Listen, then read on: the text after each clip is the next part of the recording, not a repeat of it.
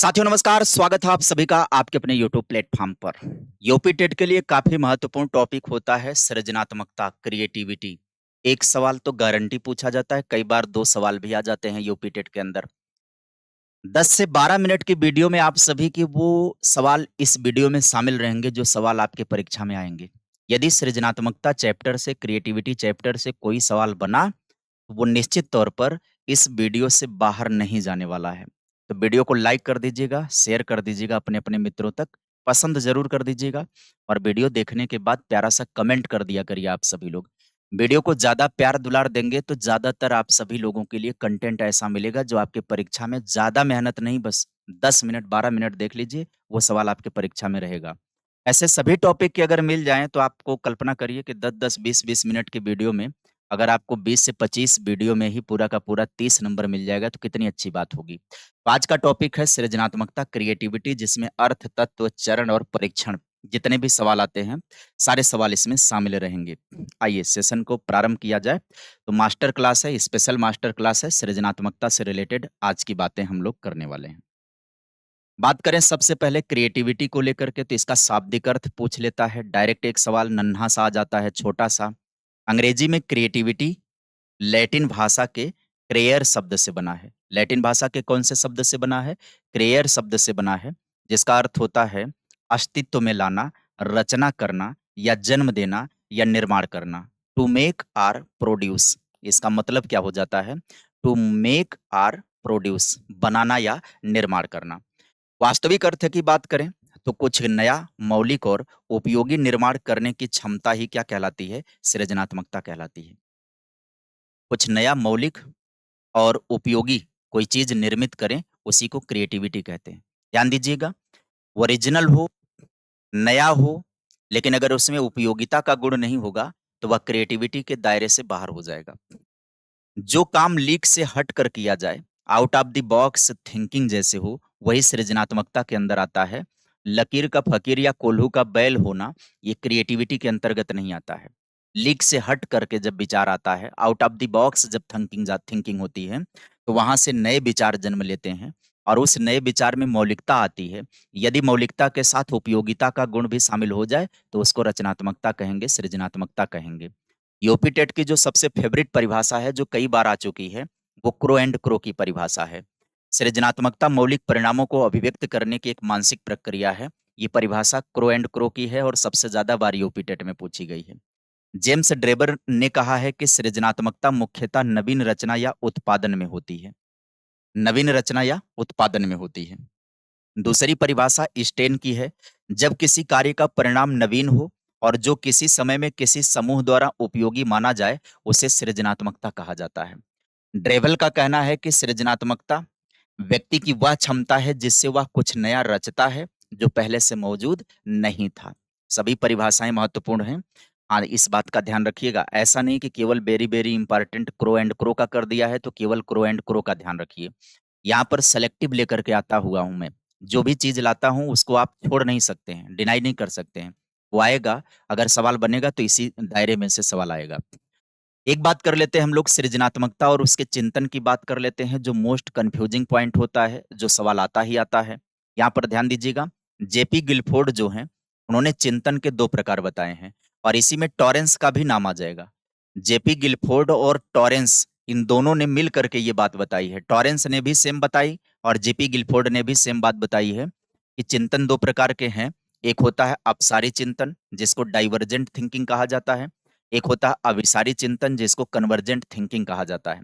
जो divergent thinking है, एक समस्या के कई अलग-अलग और नए समाधान सोचना, ये अपसारी होता है। आप देखिए ये तीर का निशान किधर बना है? बाहर की तरफ। मतलब जब हम किसी की समस्या का समाधान कर रहे हैं और दिए गए नियमों में अपनी तरफ से कुछ शामिल करते हुए जब समाधान करते हैं, तो वो होता है अपसारी। अपसार का मतलब होता है बाहर की तरफ फैला हुआ, आउट ऑफ द बॉक्स। इसी को आउट ऑफ द बॉक्स कहते हैं। इसी को सृजनात्मक चिंतन भी कहते हैं, जो डाइवर्जेंट होता है।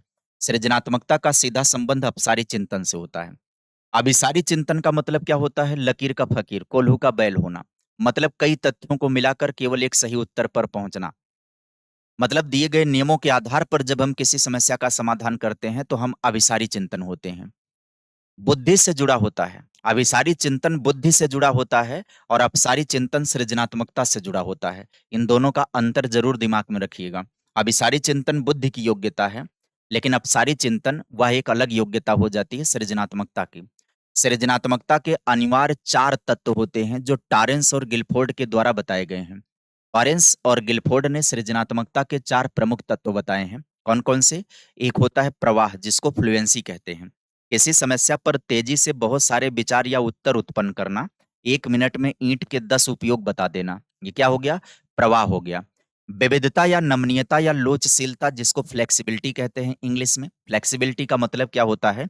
विचारों में बदलाव लाने की क्षमता, एक ही तरीके पर ना अटके रहना, अलग-अलग दिशाओं में सोचना। किसी भी समस्या के विविध समाधान सोचना, ये होता है लचीलेपन का गुण। अगला गुण होता है मौलिकता का, ओरिजिनलिटी, सबसे महत्वपूर्ण तत्व में आता है ये। ऐसा विचार जो सभी से अलग हो और नया और अनोखा हो, जो किसी की कॉपी ना हो, कॉपी पेस्ट ना हो, उसको ओरिजिनलिटी कहते हैं। एक होता है विस्तारण, एलाबोरेशन। एलाबोरेशन क्या होता है? किसी छोटे विचार या रूपरेखा को विस्तार देना, उसमें बारीकियां जोड़कर उसे पूरा करना, ये एलाबोरेशन कहा जाता है। विस्तार रूप प्रदान करना। ये सृजनात्मकता के 4 अनिवार्य तत्व हो जाते हैं जो पूछे जाते हैं। सवाल बहुत बनता है कि निम्न में से कौन सृजनात्मकता का तत्व है, कौन सा सृजनात्मकता का तत्व नहीं है। बात करें सृजनात्मक प्रक्रिया के 4 चरण, स्टेजेस ऑफ क्रिएटिव प्रोसेस, ये बहुत महत्वपूर्ण होता है। इसके चरण पूछे जाते हैं सवाल। प्रतिपादक कौन हो जाएंगे? Graham Wallace. ग्राहम वाल्स कहीं पर लिखा होता है और वालस लिखा होता है। 1926 में इन्होंने अपनी पुस्तक लिखा था द आर्ट ऑफ थॉट। ध्यान दीजिएगा, द आर्ट ऑफ थॉट ये पुस्तक लिखा था ग्राहम वालस ने। और इन्होंने सृजनात्मकता के जो है वो 4 चरण समझाए हैं। कौन कौन से 4 चरण हैं? तो पहला चरण हो जाता है आयोजन यानी तैयारी का चरण, प्रिपरेशन का। इसमें समस्या को समझा जाता है और उसके लिए जानकारी इकट्ठा की जाती है आयोजन वाले चरण में।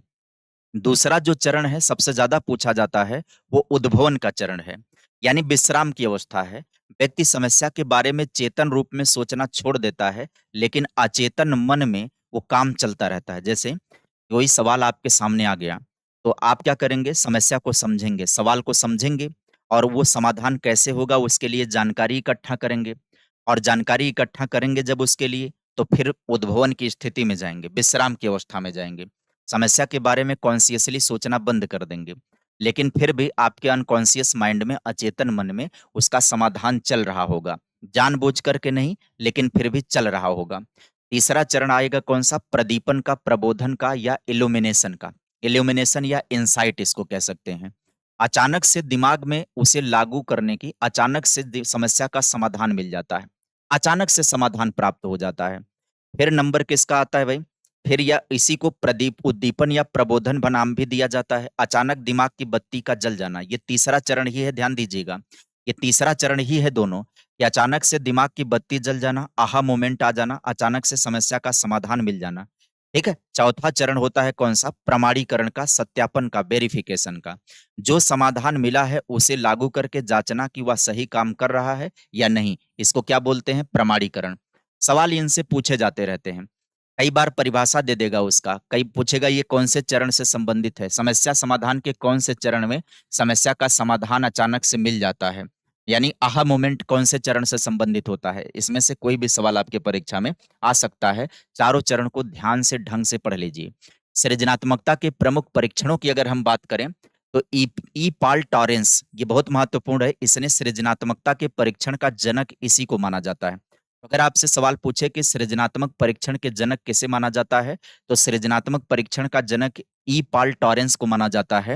उन्होंने टीटीसीटी यानी Torrance test of creative thinking दिया था, पहला व्यक्ति है। और वहीं पर बात करें भारतीय, तो प्रमुख भारतीय में एक आ जाते हैं बाकर मेहदी। इनका परीक्षण है शाब्दिक और अशाब्दिक सृजनात्मक परीक्षण, 1973 में इन्होंने बनाया था। BK Pasi, Pasi test of creativity, इन्होंने 1972 में इसका निर्माण किया था। इसमें ब्लॉक परीक्षण और पास एलाक परीक्षण का प्रयोग किया जाता है। किसका? ब्लॉक परीक्षण और पास एलाक परीक्षण का प्रयोग किया जाता है पासी परीक्षण में। सृजनात्मकता और बुद्धि के बीच का संबंध का भी सवाल पूछा जाता है कि दोनों में क्या संबंध होता है।